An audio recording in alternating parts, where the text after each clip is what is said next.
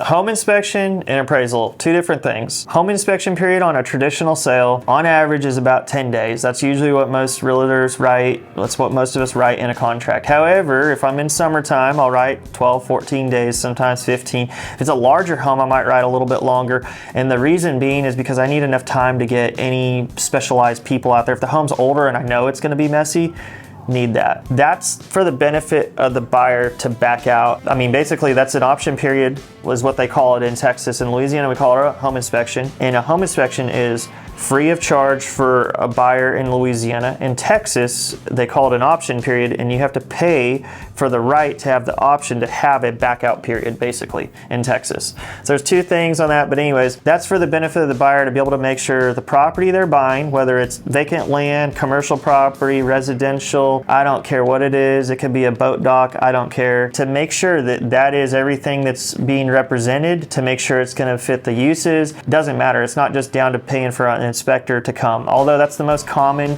thing that comes to people's mind, is getting a home inspection and all that during that time. That's what you do. An appraisal, there is no necessarily like appraisal period, if you will.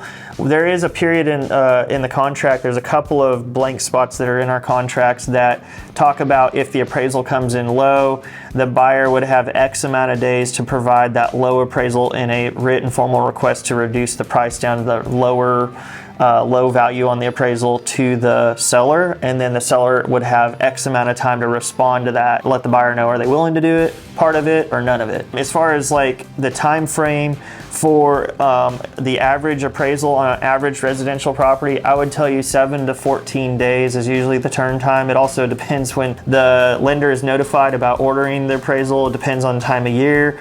It depends on the lender themselves, what AMC they're using. Are they using an AMC, or do they have their own panel of appraisers? Because sometimes some lenders don't go through an appraisal management company. They have their own appraisers that are vetted that they like to use, that are on their panel.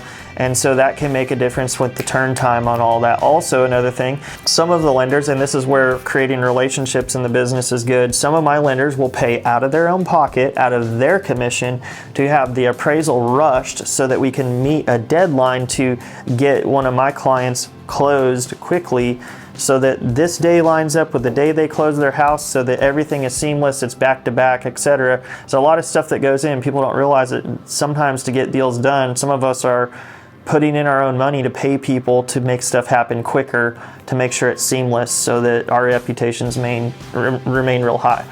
So two different things. The home inspection is at the beginning.